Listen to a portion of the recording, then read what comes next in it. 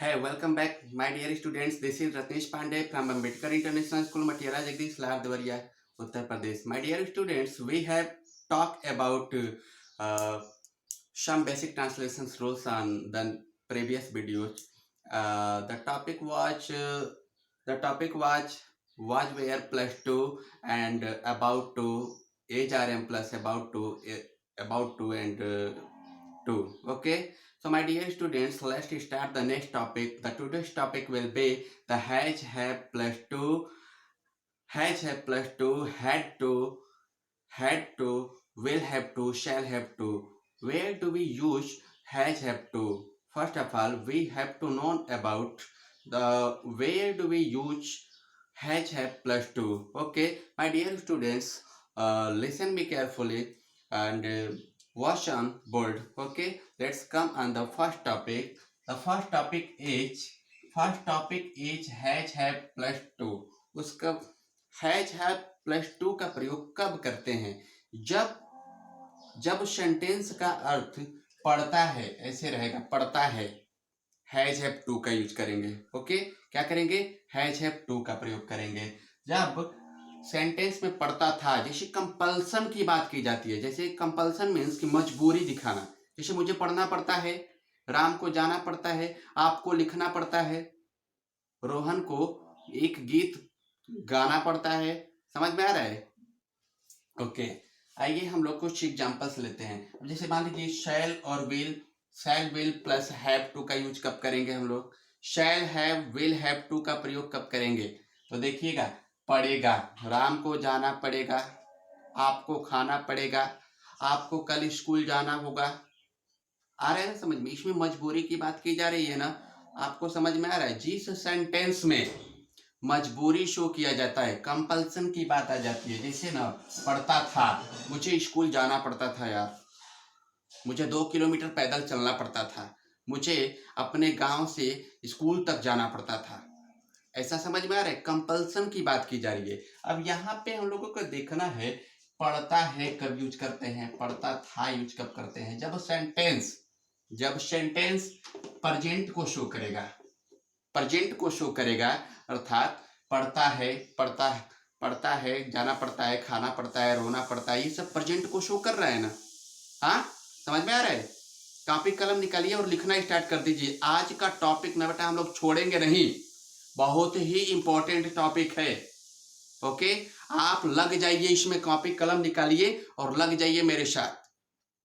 Okay, और बैठे बैठे काम नहीं होगा. आइए देखते हैं, पढ़ता था का यूज कब करते हैं? मुझे जाना पड़ता था, मुझे खाना पड़ता था, आपको रोना पड़ता था, उसे स्कूल जाना पड़ता, राधा को डेली स्कूल जाना पड़ता था. आपको समझ में आ रहा है? ओके, तो आइए हम लोग पहले स्ट्रक्चर की तरफ बढ़ते हैं बेटा. सब्जेक्ट प्लस हैज या हैव, सब्जेक्ट प्लस हैज या हैव प्लस 2 प्लस V1. ध्यान रखिएगा, V1 लगता है. V1 मीन्स वर्ब का फर्स्ट फॉर्म लगता है यहाँ पे. उसके बाद से अदर वर्ड. जैसे एक एग्जाम्पल हम लोग लिखते हैं, Ram has to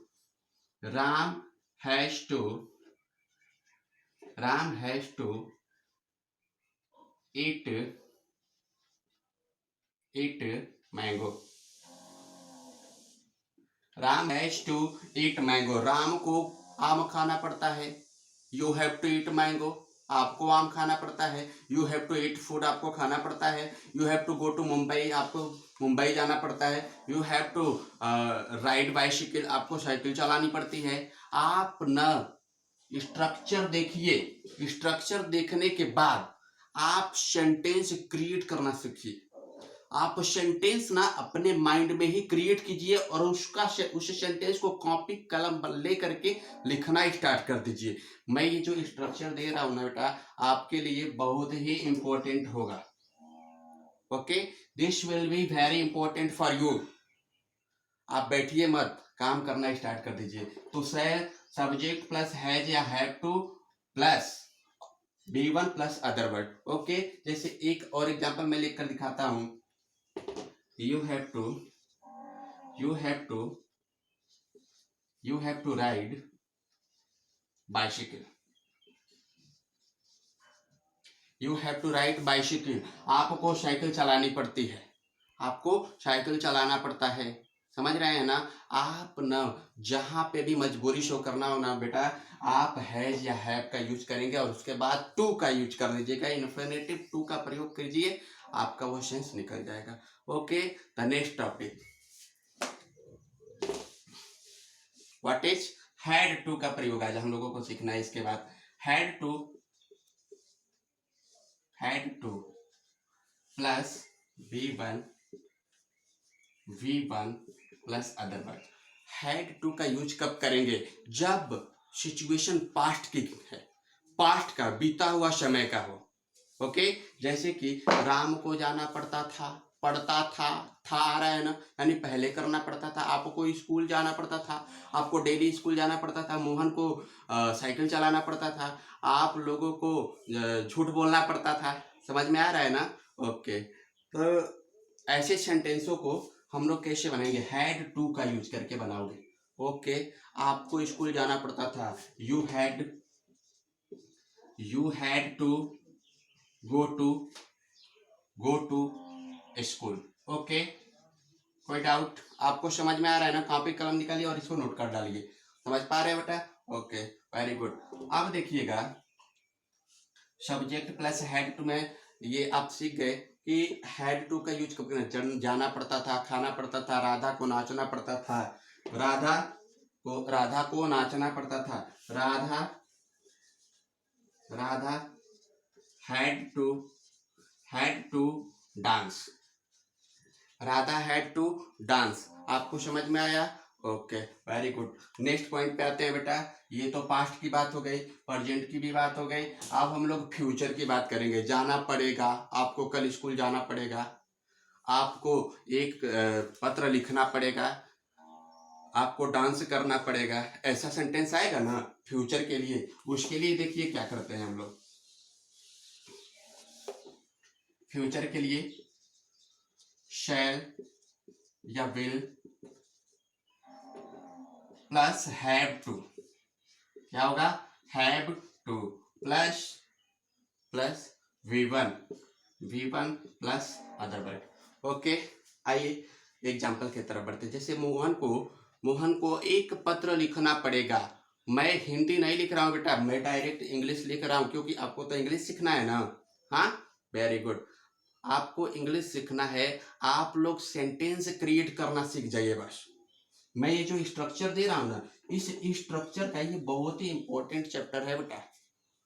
this is very important for you. Okay, तो आप लोग इसको नोट कीजिए और इसी स्ट्रक्चर पे आप सेंटेंस क्रिएशन करना शुरू कर दीजिए। ओके, तो आइए देखते हैं। Subject plus shall will have, subject plus shall या will plus have to plus V1 plus other word. Radha को Radha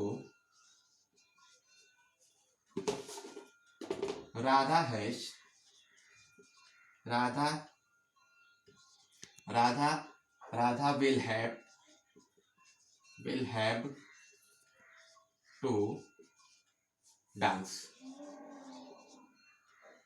Radha will have to dance. Okay, Radha को नाचना पड़ेगा, आपको एक पत्र लिखना पड़ेगा, you will have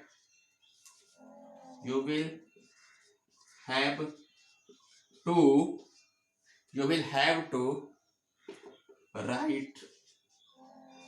right a letter. कोई डाउट? आपको समझ में आ रहा है ना बेटा? मैं आज देखता हूं ना कि कितने बच्चे इन सेंटेंसों का, इन स्ट्रक्चर का प्रयोग करके कितने सेंटेंस बनाते हैं। आप सभी को कम से कम 50-25 सेंटेंस बनाना है। 50-50 you will have to make create 50-50 sentences on each of structure. Okay, समझ में आया? Okay, very good.